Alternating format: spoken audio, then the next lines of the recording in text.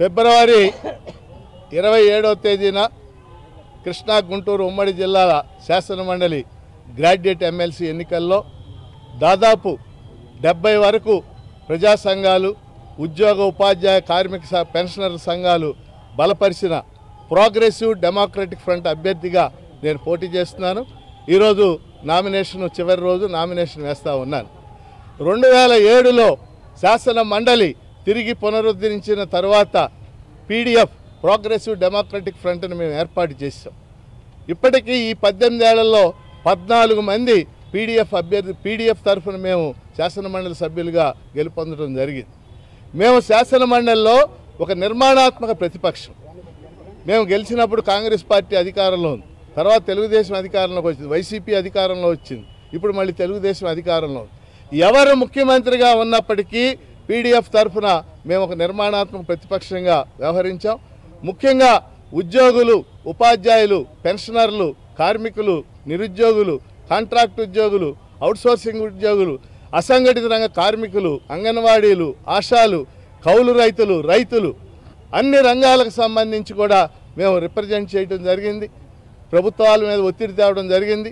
శాసన మండలి వెలుపల వాళ్ళు చేసే ఉద్యమాలన్నిటికీ మేము మద్దతు ఇవ్వడం కూడా జరిగింది.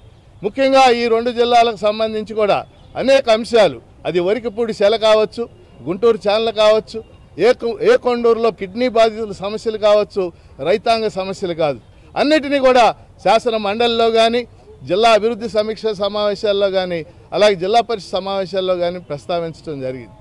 మరి ఈరోజు శాసన మండలిలో రాజ్యాంగ నిర్మాతలు ప్రత్యేకంగా గ్రాడ్యుయేట్ టీచర్ ఎమ్మెల్సీకి కొన్ని స్థానాలు కేటాయించారు.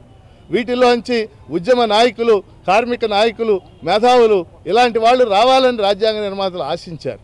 కానీ వీటిల్లో కూడా ఈరోజు రాజకీయ పార్టీలు, అధికారంలో ఉన్న పార్టీలు చొచ్చుకు రావడం అనేది మనం చూస్తూ ఉన్నాం. అందుకని ఈరోజు జిల్లాల్లో కూడా గ్రాడ్యుయేట్స్ పెద్ద ఎత్తున ఎన్రోల్ అయ్యారు, 3,46,000 మంది.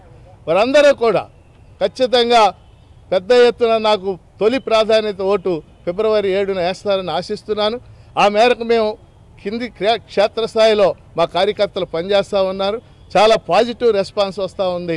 ఫిబ్రవరి 27వ తేదీన జరిగేటటువంటి ఈ శాసనమండలి ఎన్నికల్లో ఈ 2 జిల్లాల్లో ఉన్నటువంటి గ్రాడ్యుయేట్ ఓటర్లు అందరూ కూడా తమ తొలి ప్రాధాన్యత ఓటు వేసి పీడీఎఫ్ అభ్యర్థిగా నన్ను గెలిపించవలసిందిగా కోరుతున్నాను. సార్, అటువైపు మూడు పార్టీలకు సంబంధించిన వారి మద్దతు ఉంది, ఇటువైపు మీ ప్రజా సంఘాల నాయకులు, ఎలా ఉండబోతుంది మీ గెలుపు? అధికార పార్టీ అవన్నీ కూడా మేము ఇంతకు ముందు కూడా చూసాం, ఇది కొత్త కాదు. ఇంతకు ముందు కూడా అధికార పార్టీలను ఓడించి మేము గెలుపొందడం అనేది జరిగింది. అందుకని మాకు ప్రజల మద్దతు ఉంది. కారణం ఏంటంటే ప్రజల సమస్యల మీద, మేము నిరుద్యోగుల సమస్యల మీద ప్రజా గళాన్ని మేము 18 సంవత్సరాలుగా వినిపిస్తున్నాం. మాకు నమ్మకం ఉంది, ప్రజలు మమ్మల్ని ఆమోదిస్తారని మేము భావిస్తున్నాం. సార్, మీ ర్యాలీలో టీడీపీ ఫోటోగ్రాఫర్లు వర్క్ చేశారని సోషల్ మీడియాలో వస్తుంది, దాన్ని మీరు ఏ విధంగా చూస్తారు? మా ర్యాలీలు మాకు అదేం సంబంధం లేదు. అనేక మంది, 100 మంది వచ్చి చేశారు. నాకేం అదేం లేదు. వాళ్ళు నా స్టూడెంట్స్ వచ్చి దండ వేశారు అంతవరకు. మేము అన్ని రాజకీయ పార్టీల మద్దతు అడుగుతున్నాం. ఏ రాజకీయ పార్టీ అయినా మమ్మల్ని బలపరచవచ్చు, ప్రజాస్వామ్యం మాకేం అభ్యంతరం లేదు.